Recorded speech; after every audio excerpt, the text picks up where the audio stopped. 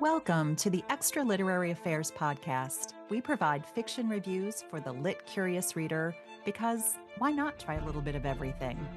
Our scholarish approach and cozy book club atmosphere makes literature accessible to everyone, whether you're a casual reader or a devoted bookworm. Join us on our literary journey to explore all genres.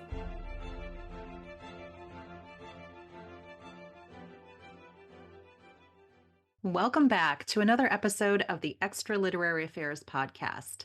Today, Joey and I will be having an affair with Tove Ditlevsen and her story, The Umbrella, which was published in The New Yorker in 2021. I would love to do a short background on Tove because I had never heard of her before this story. Upon doing a little bit of research of who she was and what she was about, I realized that she is a much more influential person in the literary world that I had ever known about her before. So, as a background for her, Tove Ditlevsen was born in 1917 in Copenhagen, Denmark, and she is recognized as one of the most influential Danish authors of the 20th century. Her upbringing in the working class district of Vesterbro profoundly shaped her writing, with themes of poverty, family strain, and the quest for escape through literature permeating all of her work. These early experiences provided rich material for her later works and very much shaped her worldview.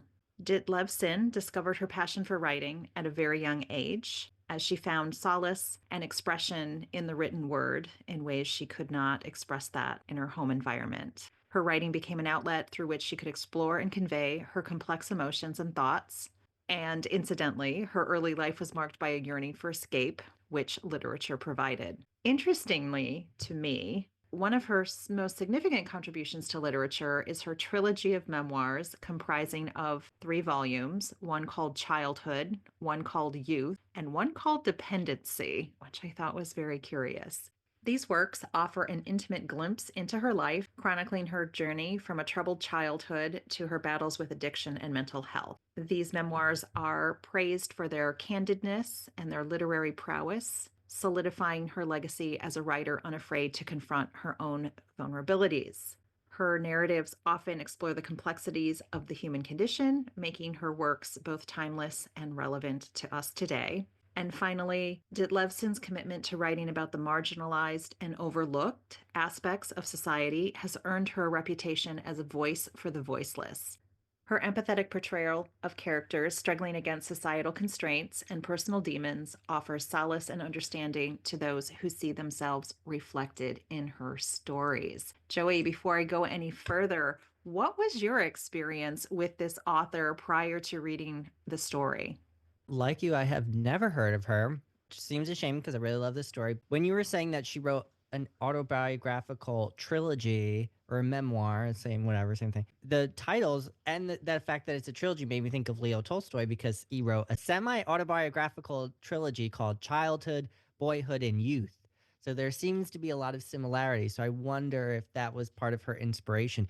There was a really good article about her in the Paris Review that actually just was published on February 7th of this year. I didn't get a chance to read all of it, but it's called The Image of the Doll, Tove Ditlevsen's Worn Out Language, which is a hard name to pronounce. There were some things that as I was glancing through it in preparation, one of the themes of her poetry, at least maybe in her prose work, is this discrepancy between who I ought to be and who I am. So I felt like there was some themes of that in here. And she has an essay collection called Fleeing the Washing Up. And it describes how a woman can escape the household only by having a cause greater than herself, doing charity work, becoming a nun, or perhaps obeying the call to write. And so I think if we were to explore more of her work, which I would like to, I think we would end up seeing a lot of those themes in her work. But yeah, I really enjoyed this story. And Joey, I just want to say one thing about the story that we read together. I'm just going to read this off of the copy that we had. The Umbrella by Tove Ditlevsen was published in the October 25th, 2021 issue of The New Yorker, Mm-hmm. which we did not see it there, but we do know it is there. It Mm-hmm. was originally published in her short story collection, The Umbrella and Other Stories, in 1952.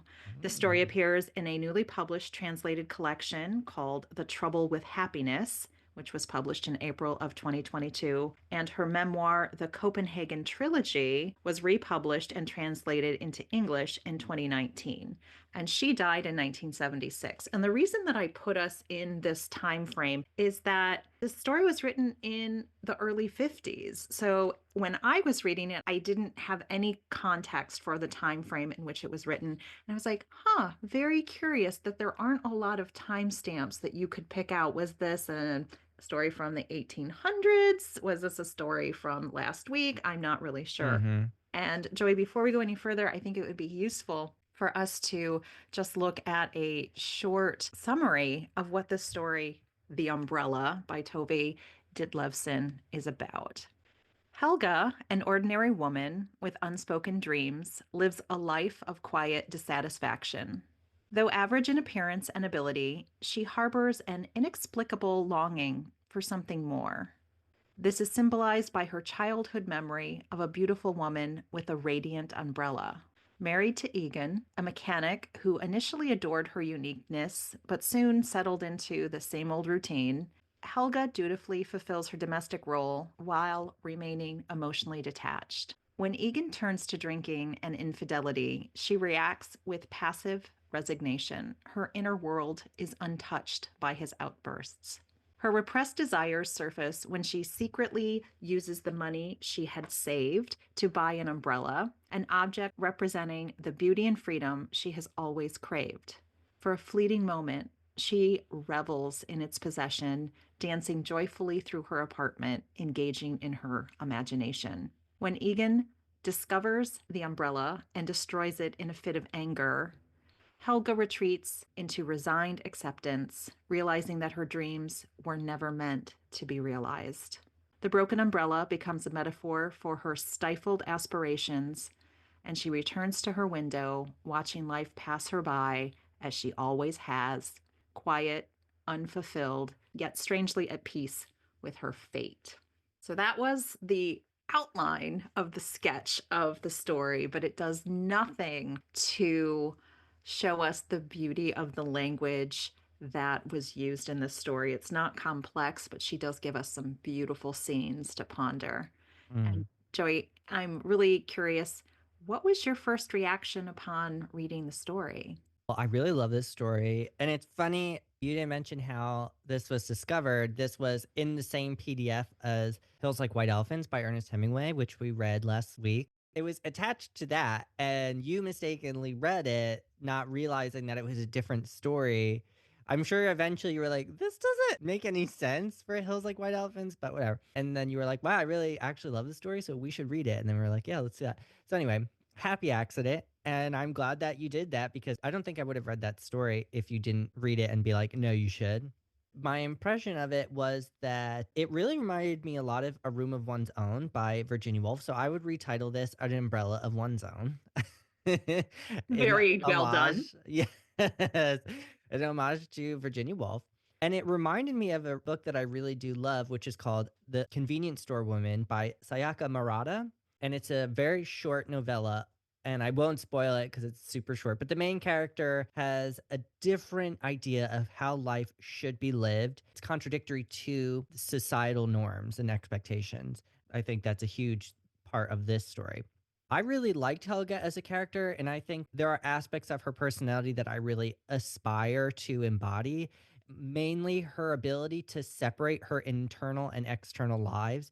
These felt like very different things to me, and I will get into that. I won't say all of that. But the line that I think summarizes that the best was when the author writes, she was content in herself. She had even a bit extra to share. We'll give more context. And there's this beautiful moment that I really loved in this story, and then I'll end there, that she realizes her dream, which is to own an umbrella. Small dream, but that's okay. It doesn't matter.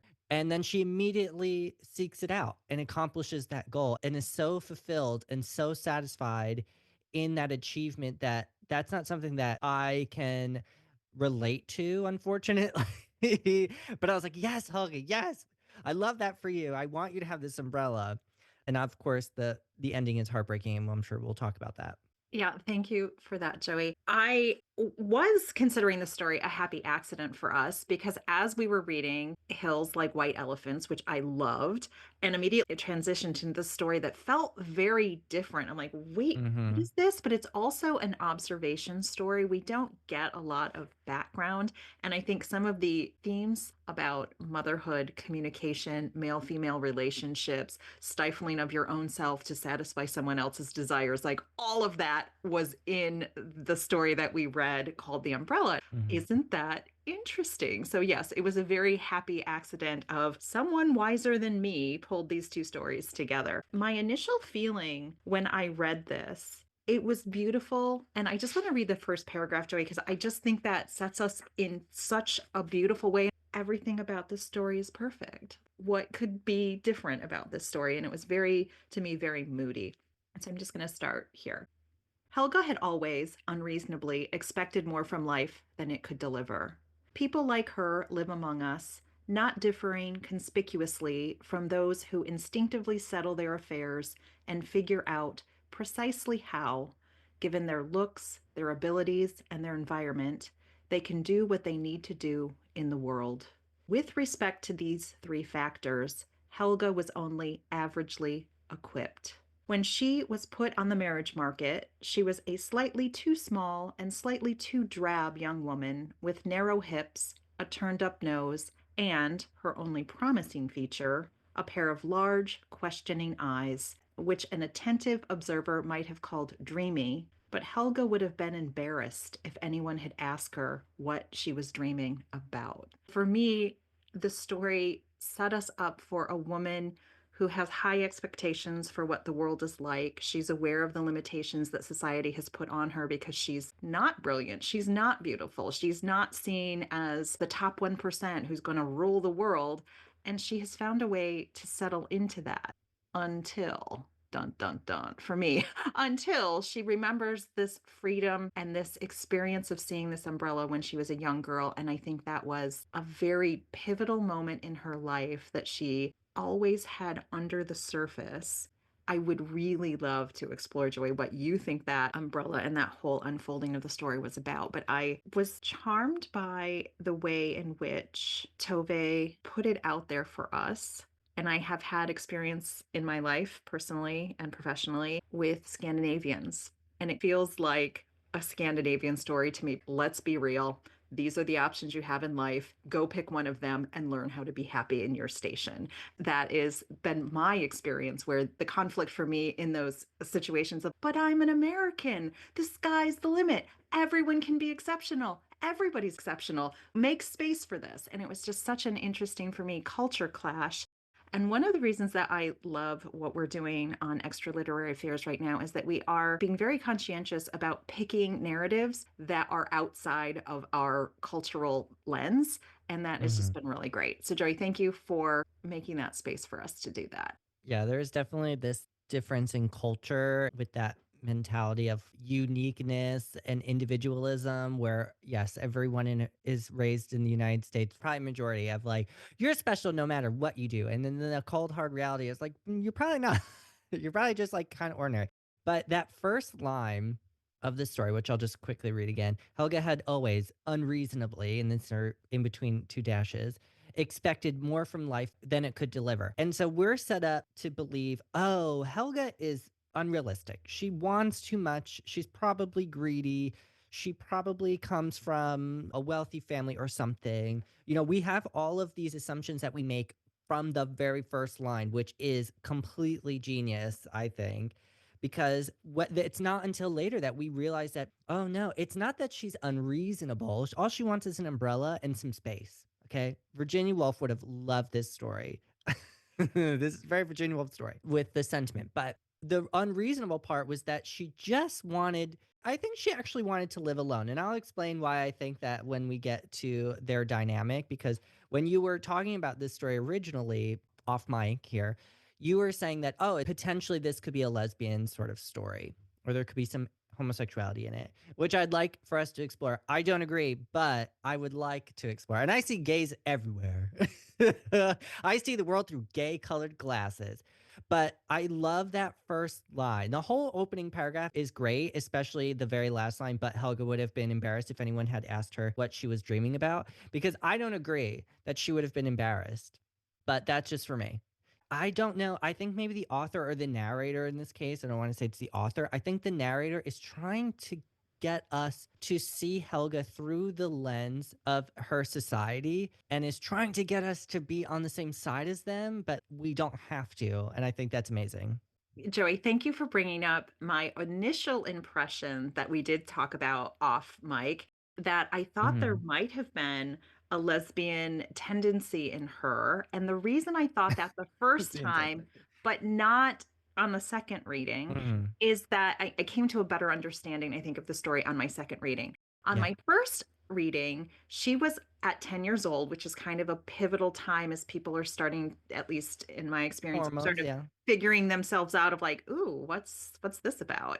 That Yeah. she looked out the window and saw this woman in a beautiful dress with a beautiful head of silver curls or blonde hair or something Mhm. extraordinary, that she watched this woman and she was just captivated. And I thought, oh, that's like the initial stirrings of like, ooh, I think I like that. And it's like, nope, upon second reading, this for me was a coming of age story from the standpoint that at 10 years old, and I'll take you to the text because there was something that was very specific that unlocked that meaning for me. She Mhm. was watching this woman, and this woman was free. She was escaping into the night, going to who knows where, doing who knows what, with a mysterious look on her face, some contentment.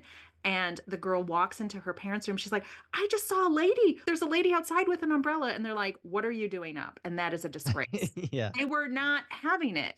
And I want to take you to that scene, Joey, because I know you don't remember this, but I remember being a 10-year-old girl and trying to figure out the world and having parents who were like, what? Like, go to bed. It's why are you even out here? So that felt really relatable of no, what are you doing? I'm just going to take you there because I thought it was beautiful. So when she was trying to figure out what's going on in my life, the image that arose from her memory was this. She was about 10, sitting in the window of the family bedroom, looking down into the courtyard, which was illuminated by a weak glow by the light over the back stairs. She was in her nightgown, and she should have been in bed, but she had developed the habit that before going to sleep, of sitting there for a few minutes and staring out into the night without thinking about anything, while a gentle peace erased the events of the day from her mind. All at once, she saw the gate open, and across the wet cobblestones of the courtyard, onto which raindrops splashed in an excited rhythm, strolled a pretty, dreamlike creature. Her long yellow dress nearly touched the ground, and high above her profusion of silky blonde curls floated an umbrella. It was not like the one Helga's grandmother used, round, black, and dome shaped, with a solid handle, but a flat, bright, translucent thing which seemed to complement the person who carried it like a butterfly's radiant wings. That's so beautiful. The Mhm. pulsation of you can hear that energy on the cobblestones and the wetness, and she's protected and she's beautiful. And it's just, it's a moment, Joey. And so I Mhm. was really thinking, it's like, oh, is this a moment that's something more than just a I think I like you visual? more than our friend, lady. Yeah, it's like, well, this is really interesting. And now on my second reading and having some space between the readings, Mhm. I think she was saying the world can be unexpected. It can be beautiful. There can be mystery. There can be radiance. And when she goes out to tell her parents, they're like, oh, that woman's a disgrace. I'm like, what did her parents know? Did they know? Was that a streetwalker, a lady of the night? Was this lady going out to do her profession? Was this a lady who was going out to meet her lover? Was this a lady who was just like, I love being out at night in the streets of Copenhagen all by myself? I do not know, but it was something that her parents very quickly dismissed and told her, go back to bed, nothing for you to see here. I'll leave it at this, Joy, because this was the moment I was like, yeah, this is a coming of age story for me. Because after that scene, her mother said, a lady, she asked. Then the corners of her mouth turned downward, as they often did when something displeased or bothered her. It's that girl next door, she said sharply. It's scandalous. So her mom's like, we're not having that. Whatever that girl's doing, we're not having that. She had seen something that she wasn't allowed to see. Something had been let into her world that wasn't there before. I loved that. Joy, if I can just go back to your first point of we start the story thinking this is a woman who has high expectations. She can never be pleased. She is just outlandish in what she thinks the world should offer her.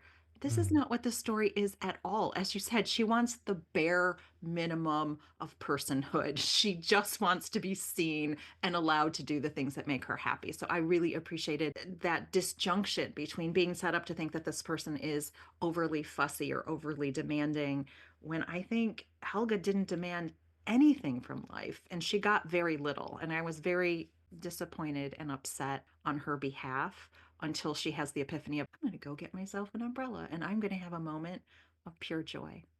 Yeah, I think that's an important moment in the story and Helga's childhood is when she sees this woman who I only picture Nancy Sinatra like these boots are made for walking. That's the song that played in my head because to me that scene was about exactly what you were saying is like this is a coming of age story, but I thought that this was her way of seeing like, oh, I can express my femininity in a different way because she talks about her grandmother's umbrella, how it's round, black, dome shaped with like a solid handle, and how it's so vastly different from this strange woman's umbrella that is bright, it's flat, it's translucent, and the person underneath it is very exciting looking and not in an erotic way, just like a child discovering there's more out there in the world. So I thought that was her way of discovering, oh, I can express myself differently than this idea of womanhood or femininity that has been passed down to me through my family and our generations. That's what struck a chord for me with that one. And I felt like this was a historical moment because we're seeing a modern woman enter the scene here. It's like the old is dying out. Her grandmother and her mother with these antiquated ideas of what it means to be a woman and how to express that and how to be modest and the importance of her maidenhood in inverted commas and chastity, which is something that she obviously did find important. We know that because we understand when she had sex. And so I really love that exploration and that discovery that she has where she can see this alternative way of living and that we can see culturally. I was born in the 50s, I don't know, okay? But I imagine that it was probably pretty shocking when you start seeing people, and we'll just use women as the example here, that you see women starting to wear brighter colors and different types of clothes. I mean, this is something that will happen every decade. People in general, always, mainly women though, are going to be wearing something that's very seems very provocative at the moment until it becomes acceptable and then accessible. So I just thought that was like a really fun aspect of the story that I really love. Yeah, thanks, Joey, for drawing that conclusion and that parallel between practicality of the grandmother just using an umbrella as a functional, kind of ugly utilitarian object, and this young, shiny woman in her yellow outfit. Yellow stands out even in the dark. That I thought that was Mhm. really beautiful. What you just made me think of is like, is this then a metaphor for her vagina and her sexuality? Because women using their vaginas practically to say, oh, this is for procreation purposes. And this new modern woman is saying, no, sex and your vagina can be used for pleasure. Don't know. I Throwing it love out that, there. Joey, as I was trying to go there, but I Oh, couldn't get there because okay. I'm like, there has to be something with the unfolding and the unfurling of the umbrella. Like, I'm like, where's There you my go. friend John who always can find a sexual element in anything? I'm like, here's the potato. He was like, let me tell you about that potato. I'm like, oh my God, like, really? There's nothing sexual about that. I'm like, you're just not reading it right. So I was reading the unfurling of this as a, is this a sexual thing? Is this not a sexual thing? It's also, I think, important for us to think that this was written in 1950, after the war, but before the world is fully modern. She is writing this from her perspective, I believe, in living in Denmark, very small country in Scandinavia. The idea that she said, she's like, I'm not a prude and I'm saving myself for marriage because I have told myself a story that this is how I want my life to unfold. So when men Mhm. approach her and she's like, no, no, you got to get through the paces to be Yeah. able to do this. The author did a very clear job of expressing Helga's disappointment with her deflowering,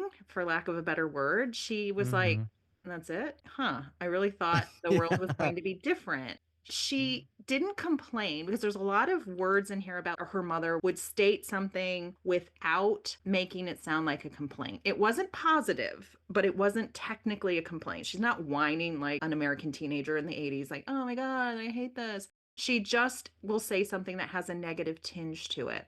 And I Mhm. thought that was also super interesting. And to the point that you made earlier, does she want to live alone? I did chuckle to myself or kind of had a little spark of understanding of that feeling when she said she does her wifely duties. She makes the husband the lunch and sends him on his way. And she doesn't think about him all day until he comes home. She's just like out of sight, out of mind. And then Yeah, she's and then like, even then she's like, "Ugh, you kinda ruined it."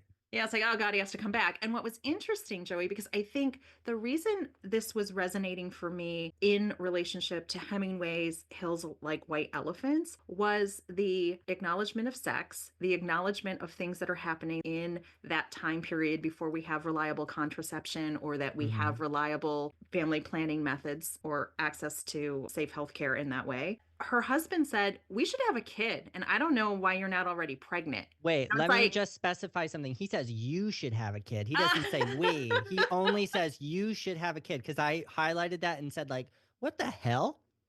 thank you, Joey, because that is a very modern lens for me. I'm like, yes, we should have a baby. I'm like, Mhm. you, woman, will be the person who is having this child. We can all say we're having a baby together, but there is one person in this conversation who is actually taking on the responsibility for that particular thing. So, yes, Joey, thank you Mhm. for saying that. Because she said, oh, I realize maybe I'm lonely, but I'm not lonely for my husband. And I'm probably not lonely for my kid, was my feeling because Mhm. she liked having her mom around because she, Helga, could still feel like a child. And she said, the one thing in the world that never changes is your mom. And I thought, oh my God, sorry for your mother. Really? Has your mother remained constant throughout your life? And I, in some ways, thought, oh, it's nice you have this feeling of security and safety and unconditional love and all the things we associate with mothers giving their children in healthy, happy relationships. I was like, oh, that's so nice. But her mom gives her some pretty poor advice. And I felt, and I'm looking at this through a very modern lens, this felt like a very dysfunctional family from the standpoint of you're not pretty, you're not smart, you're not exceptional. You should just be happy you have a husband. Why are you even complaining? Your life is pretty good. Accept what you've got and move on. And Mhm. when I read the biographical information about Tove, I think this is reflective of her. She's like, I have thoughts, I have feelings. I'm this expansive, huge personality stuck in a society. And I do remember when I was visiting Copenhagen at the time, being in a bar and being my wonderful American self, and my Danish boyfriend at the time said, you know, we have a saying here that the nail that sticks out gets hammered. So while I was expressing my Americanness and being exceptional, the Scandinavian culture in which If I you was don't say in, so yourself. I was singing along with a band in a bar, Joey. So I was Mhm. being quite out of the ordinary in that Yeah. particular moment. But it was just an interesting thing that I think my idea about being an American and myself means being out there and celebrated and just really involved in the world. And I think the Scandinavian culture, in which she is also a member, values conformity. Don't stick out. If you stick your head up, it's going to get whacked off, right? It was not Mhm. something that was celebrated. And that was such a culture clash for me that that's what came up for me when she was getting these messages from her society and her family of just be normal, just be small. Why are you even thinking about these things? Normal people don't Yeah. think about these things. Yeah, normal people don't think about umbrellas. I do think that it's interesting that she has this need for this nostalgia that her mother only can provide her because she particularly likes the memories that she cannot recall because she was too young when she was a little baby when she was getting potty trained and all the other things. And it made me think because I saw her as a very asexual character because she doesn't really show a sexual attraction. I mean, like, I think she's kind of going with the flow for the most part of like, she's like, oh, I need to marry a man. I got to find one. So I know I need one with brown eyes because my mom said that's the best one. You're like, okay, you're basing a lot off of just something that they couldn't help, but whatever. And I thought, like, oh, maybe she is partially excited or is enamored with hearing about her childhood and reliving that is because she wants to live in a time prior to being sexualized as a person, as an adult. because eventually, you discover sexuality. But as a child, you don't really know what that you don't know the nuance of it. You probably know that some boys like boys and some girls like girls and stuff like that, but you can't internalize it and be like, which category do I fit into yet? So that's what my impression was, because she wasn't sexually attracted to that woman. And we both agree that there was not a budding attraction to this woman, and it didn't stir those hormonal feelings that she would have been having at that age. And to her husband, she calls all of those things her wifely duties. So it's an obligation that she's fulfilling because this is what she's been told has to be done.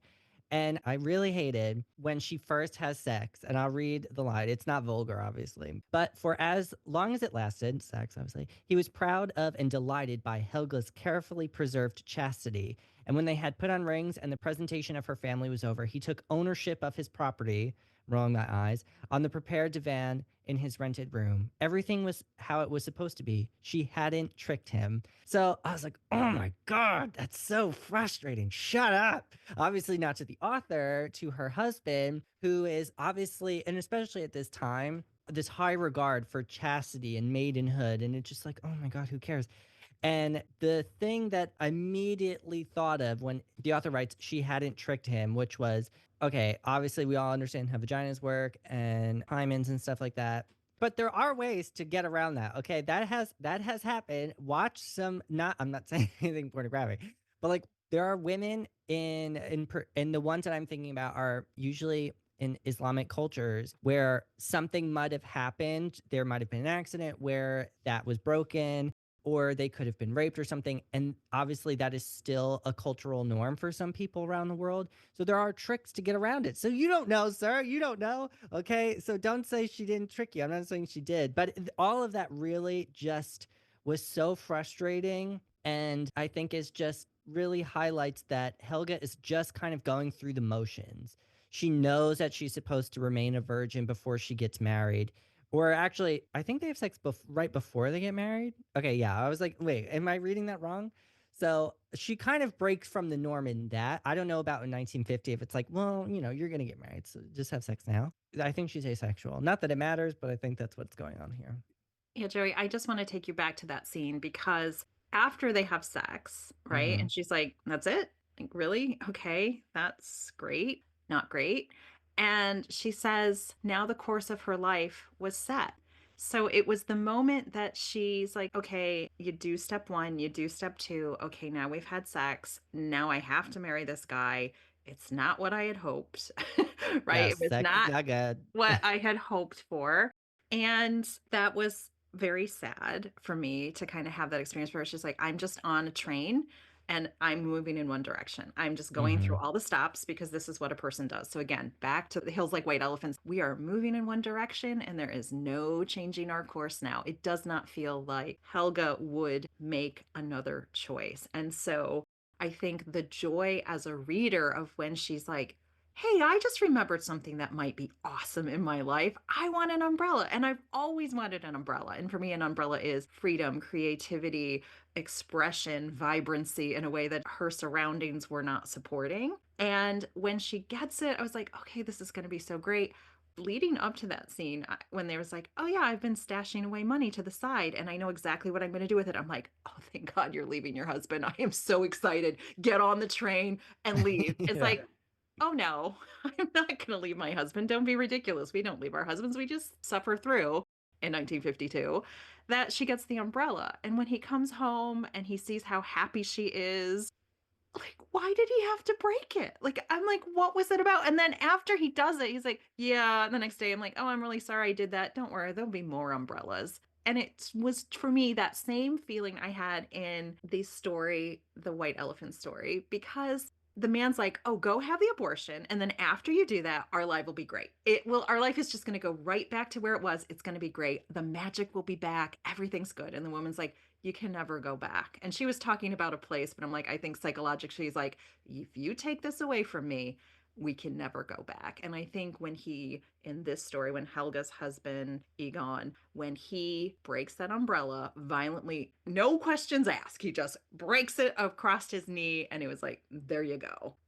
he broke something in her that's never going to get put back because after that she's Mhm. like, yeah, I guess I didn't need to have expectations. Yeah, I guess I was overreaching. Okay, well, I guess this is life. I'll just sit here and wait out my time. And I was like, Until no, I'm dead. go get some more money and just get the train ticket this time and then the umbrella. Like your Yeah. sequence of events is off. Yeah, I think the reason he broke it is I think the reason why she was never gifted the umbrella as a child, because she talks about her Christmas presents and she's like, I must have put an umbrella on there. And her parents, and especially, well, her mother, are constantly is calling her ungrateful. She was an ungrateful child. This is what it says. Okay, the author writes, "You're ungrateful child," her mother had hissed. "You always ruined it for us," which is true because the next Christmas the scene would repeat itself. Helga never knew what she was expecting to find inside those festive looking packages. Maybe she had once written umbrella on her wish list and not received one. It would have been ridiculous to give her such a trivial and superfluous thing. Her mother had never owned an umbrella. You took the wind and the weather as it came without imagining that you could indulgently protect your precious hair and skin from the rain, which spared nothing else. So, first, we know that she definitely wanted an umbrella. This is a lifelong dream. But I think her mother was jealous. Like, oh, you think you're better than me? Like, if I don't get an umbrella, you're never getting an umbrella. Her grandmother had an umbrella. I guess she never used it.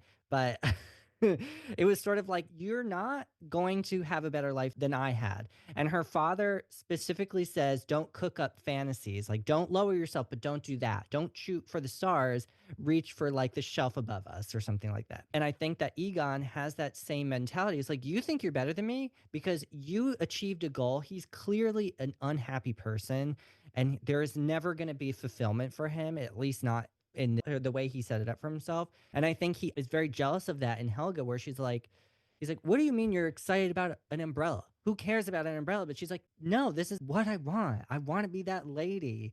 I want to be Nancy Sinatra. And I think that's why he broke it like a little bitch. He couldn't understand what that was about. So it was like that was a threat to him because often Mm-hmm. in the story, it was brought up that he would ask her, so what are you thinking? Mm-hmm. And she would just have this faraway look. And she's like, I'm thinking about an umbrella. And he was like, no, really. What are you thinking about? Like, no, really, it's the umbrella. And Joy, I want to just take you back Yeah. to one more thing about this ungratitude that her mother says. And that's when I said I felt this was like a dysfunctional family because her mother is so rude in this paragraph. I'm not going to read the whole thing, but I think this part is relevant. This is her mother speaking. Often she said, you are doing so well. You should appreciate it more, but you have always been ungrateful. Ungrateful how? Helga asked. Then, every time, she got the story about all the tears she had shed when she received gifts. In the end, we were simply afraid to buy you anything, her mother said. And there in the twilight they sat, shaking their heads at the thought of this unappreciative child who had cried over gifts that would have delighted other children. They talked about this mystery in the same tone one might use to talk about getting over scarlet fever. Good heavens, you were so sick. We thought you might never get over it. And for me, it was like, yeah, I'm never going to get over as Helga wanting more from my life, to explore my creativity, to have a voice, to feel emotions and share those with other people. And they're like, we don't get it. Like, why can't you just be happy with a set of mittens? Because every other kid in Denmark would be super excited with this. It's like, but I'm not that person. And the author did a really good job, I think, of in the beginning talking about the relationship between Egan and Helga, that he appreciated, like no one else, her singularity. He saw that she wasn't the typical person. And in the beginning, he liked that until he, I think, came to the understanding that she had super extra level, extraordinary powers of exclusion, of closed offness. She was not emotionally available to him in all the things that we've Mm-hmm. seen. I don't think it occurred to her that he would want that. She's like, I don't know what people thinking about. I don't care. She said, when he screams and shouts, it's just like my parents. I'm a sieve. It just goes right through me and there's nothing sticks.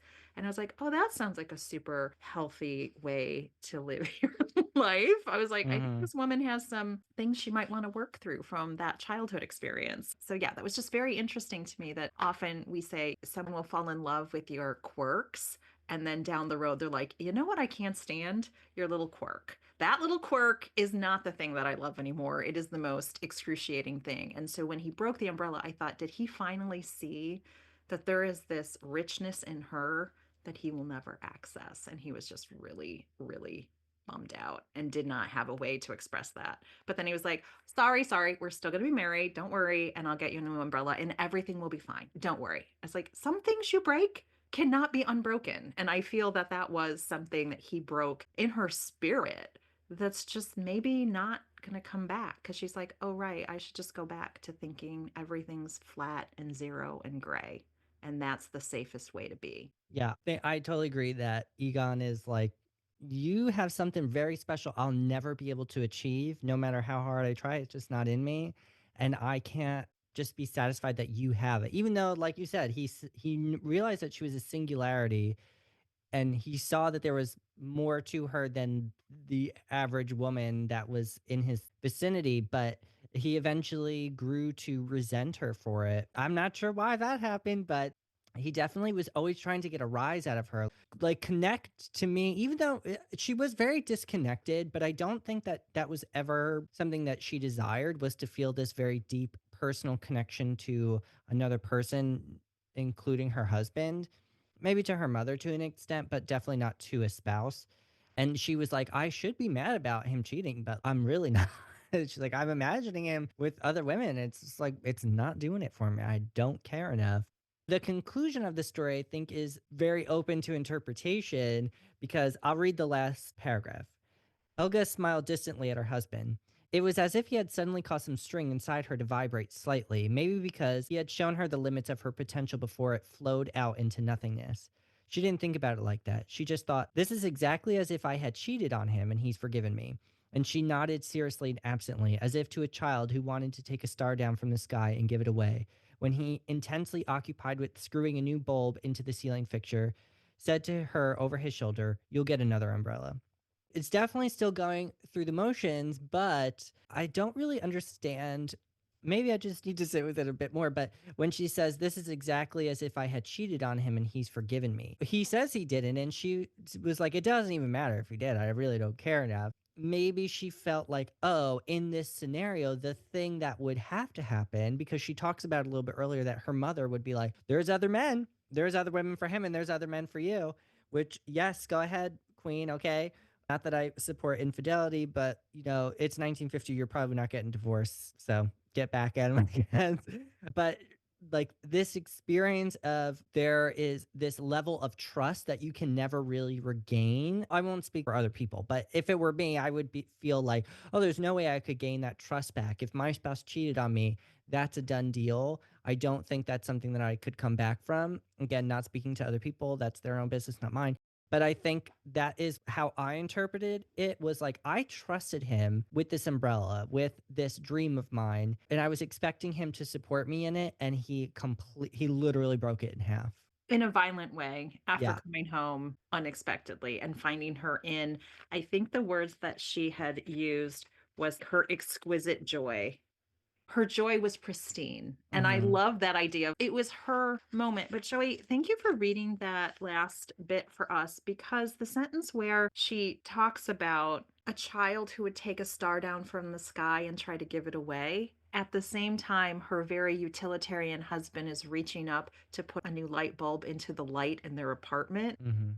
For me, again, it's that hard distinction between let's be practical and let's not pretend we're a child who can pull a star from the universe and spread it out to everyone else. It's that childlike innocence that she has and this expansiveness versus her husband of just like, okay, putting this light bulb in, now we've got light, and don't worry, we can just get another umbrella later. It's really not a big deal. For me, was the subtext. And I just was Mhm. like, huh, Tove Ditlevsen, which is a hard word to say, Tove Yeah. Ditlevsen, Yeah. thank you for setting that up for us and saying there's a lot more going on under the surface that we don't know. So, again, Joey, that was the revelation that I had when I read this immediately after the Hemingway story that we are assigning to her and to him and to the mother and to society a lot of things that are not completely explicitly spelled out, but seem perfectly obvious, correct? Right? It just seems like, Mhm. of course, these things are true. I just really appreciated that. And what he had said,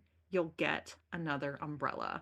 And back to your point, it's like, I don't want another umbrella, and I certainly don't want you to buy me the umbrella because it's going to be a flat black utilitarian piece of material that I'm not interested from. I Yeah. want the beautiful. She said she spent a whole day shopping for this umbrella. She's like, I don't do this. I go to the market, I go home. That's all I do. And she spent an entire day in this pure, joyous state, got her umbrella. And I love the thought of her spinning around her. She said, she was spinning around her apartment and pretending she had on a party dress, and she like was using her imagination and just having this completely joy-filled moment, which really resonated with me about being a young woman and getting something I finally wanted and just having that euphoria. And you're like, oh my goodness, this is happiness. I didn't know this was a thing that I could have. And it was Mhm. completely inside her. It wasn't her husband, it wasn't her mom.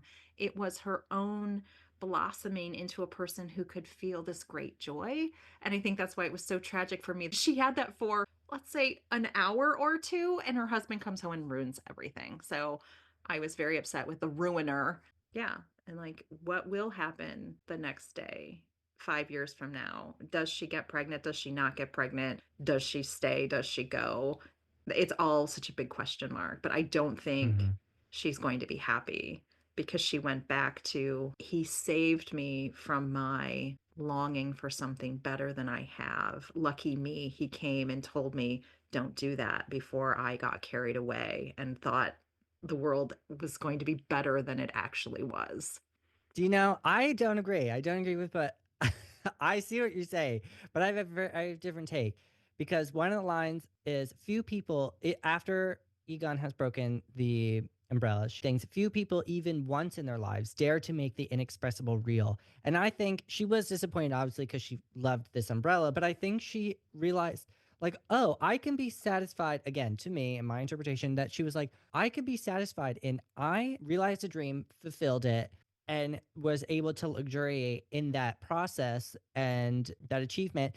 And now I realize that I did something that few people, including my stupid husband, are unable to do. They will never be able to make this inexpressible, sorry, thing real for themselves. But I did it. I did the thing that no one else is going to be able to do. And so I think she ends with a lot of satisfaction in being able to achieve that goal for herself. So I say, go ahead. But I want to say that the very last line, you'll get another umbrella. Egon once again puts the ownership onto her. You're going to get pregnant. You're going to have a baby and you're going to get that new umbrella for yourself. So it's just, he's a real piece of shit. It's very specific. I think that he's putting all of the responsibility back onto Helga. I did this. Well, I guess we don't know why she can't get pregnant. Who knows? I'm not a doctor, and we're obviously not looking under both of their hoods. Especially not in 1952, because there were a Yeah. lot of big questions then that nobody had answers to. Yeah, so we don't know, but either way, he's definitely putting the responsibility on her. Oh, it can't be me that's not getting you pregnant. You must be defective. Oh, I broke her umbrella. Well, guess what? Now it's your problem that you have to get a new one. So I really don't like him. He's a great character to read because I actively don't like him and I like reading about how much I hate him. But yeah, we do have a difference in opinion in how this ended. So that's interesting. I can come a little bit closer to your way of thinking, Joey, Okay. of celebrate the fact that it happened once and it doesn't have to be your new norm. And I think this is a very Jennifer-centric worldview of like, every day can be the most incredible day of our lives. I'm like, no, not really. Like, really, I don't. I think Yeah. that's some American brainwashing that I've had going on that every day is going to be just extraordinary. And it's like, some days are just days, and that is also okay. And Hmm. when you were talking about, like, she's like, I have experienced something very few people have because I am expressing the inexpressible. Hello, isn't that what they just told us in her biography that Tove Ditlevsen? She's like, I am trying to be an empathy machine. I am trying to translate emotion into words so people can experience this. So I also thought that was kind of like a little maybe nod to, do you guys get that I'm trying to give you something that is hard to express in words, but I want you to feel it because feelings are not words, and sometimes those two things don't go together well. Yeah.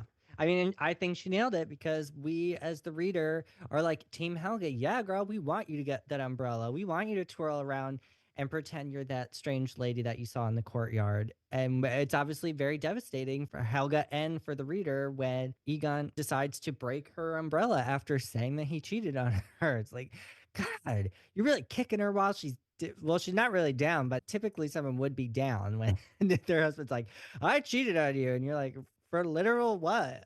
Like, I'm not doing anything to you. Like, I cook you dinner and I like have sex with you when you want. That seems like a good deal, bro.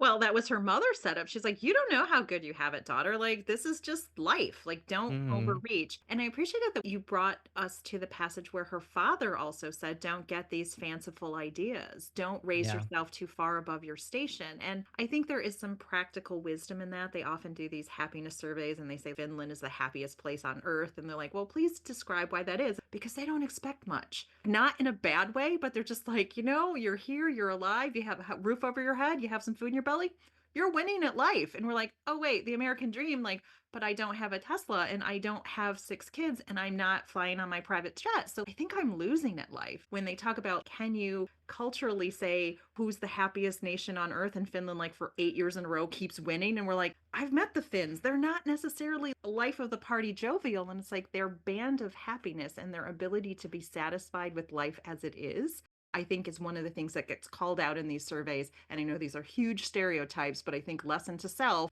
if I can appreciate the things in my life that are adequate, it is very happy to find joy in that instead of always being like, oh, it could be a little bit better. We could have 1.5 million listeners instead of just a million, Joey. Like, why would we? Yeah, we don't Why have would we that. settle?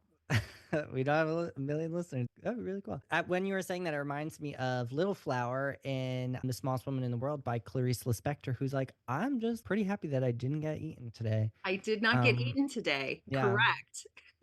So we're tying that again to another story. Awesome. Well, Joey, thank you so much for this happy accident of discovering a Danish writer. I do look forward to exploring some additional works by her. What are we going to talk about next? So next week, we're going to read a story out of the Paris Review, which is very fancy, at least in name.